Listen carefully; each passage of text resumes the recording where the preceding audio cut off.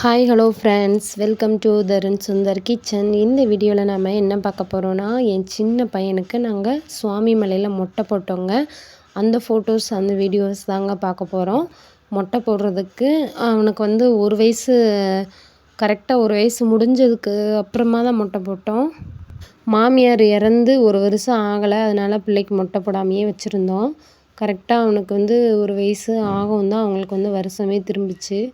அதனால தான் ஒரு வயசு முடியவும் நாங்கள் போய் மொட்டை எடுக்க போனோம்.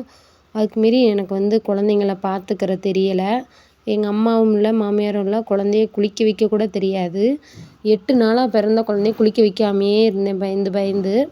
அப்புறம் நானாக யூடியூப் பார்த்து கொஞ்சம் கொஞ்சமாக அப்படியே பிள்ளைக்கு தலைக்கு ஊற்றி இப்படியோ குளிக்க வச்சேங்க. ஆனால் யாருமே இல்லாமல் பிள்ளைங்க வளர்க்குறது ரொம்ப கஷ்டம். நான் பிரசவத்துக்கே தனியாக தான் போனேன் ஆஸ்பத்திரிக்கு.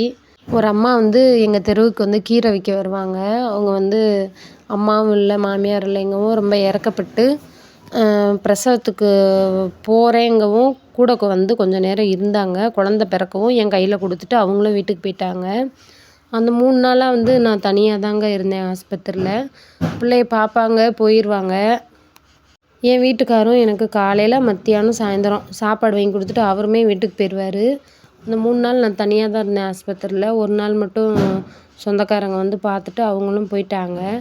3 நாளாக நான் குழந்தைய ஒத்தையிலேயே பார்த்துக்கிட்டேன். நாள் மட்டும் பிறந்த குழந்தையோடு இருக்கேன். என் பெரிய பையனையும் என்கிட்டே விட்டுட்டு போயிட்டாங்க. ஆவச்சுக்கோ முட்டாய் ஆவச்சுக்கோ. ஏன்பா? அதனால் நான் ஒத்தையிலையும் வளர்த்ததால் அவனுக்கு வந்து சளி பிடிச்சிருது அடிக்கடி. முடியும் நிறைய இருந்துச்சா, வருஷம் திரும்பாமல் மொட்டையும் அடிக்க முடியாது. அவனை பயந்துக்கிட்டு நான் தலைக்கு ஊற்றாமையே வச்சுருக்கோம். தலை ஃபுல்லாக அழுக்காயிருச்சு. வேறு வழி இல்லாமல் சரி மொட்டை எடுத்து தான் ஆகணும்னு. எங்களுக்கு குலதெய்வம்னா நாங்கள் திருப்பரங்குன்றம் தான் போய் மொட்டை எடுப்போம். எங்களுக்கு வந்து போகிறதுக்கு வேறு வழி இல்லை.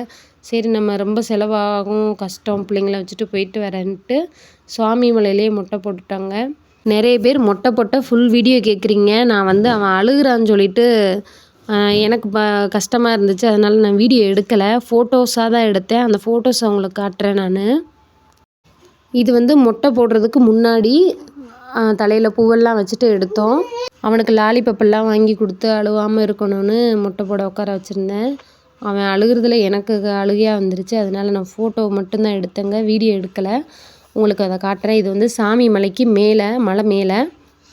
இப்போ வந்து ஃபோன்லாம் அலௌடு கிடையாது சாமி மலையில். இது வந்து 2 வருஷத்துக்கு முன்னாடி எடுத்தது. இது வந்து மொட்டை போட தாய் மாமா கூட இல்லைங்க எனக்கு. என் பிள்ளைங்களுக்கு மடியில் உட்கார வச்சு தான் எடுத்தேன். பரவாயில்ல, யாருமே இல்லாதவங்களுக்கு கடவுள் தாங்க துணை. இப்போ எனக்கு 6000 சொந்தங்கள் இருக்கீங்க, நீங்கள் இருக்கீங்க. எனக்கு இதுவே பெரிய சப்போர்ட்டு. கஷ்டமோ சந்தோஷமோ சொல்கிறதுக்கு நீங்கள் இருக்கீங்க, நான் சொல்கிறதுக்கு நான் இருக்கேன், கேட்குறதுக்கு நீங்கள் இருக்கீங்க. எனக்கு இதுவே பெரிய சொத்து மாதிரி இருக்குங்க.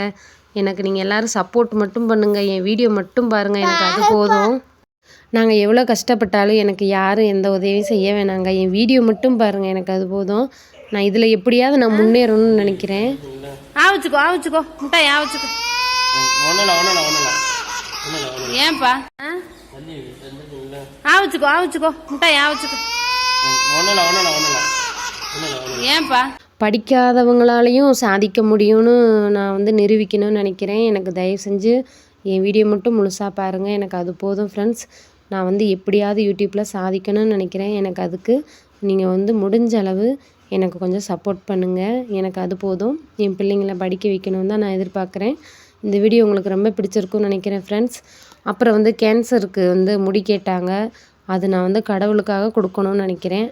அது நீங்கள் சொல்லுங்கள், கேன்சர் இன்ஸ்டியூட் கொடுக்கலாமா வேண்டாமா, இல்லை கோயிலுக்கே கொடுக்கலாமான்னு ஃப்ரெண்ட்ஸ் நீங்கள் கமெண்ட்டில் சொல்லுங்கள். அதிகபட்சமாக வர்ற கமெண்ட் என்னவோ அதை தான் நான் செய்ய போகிறேன்.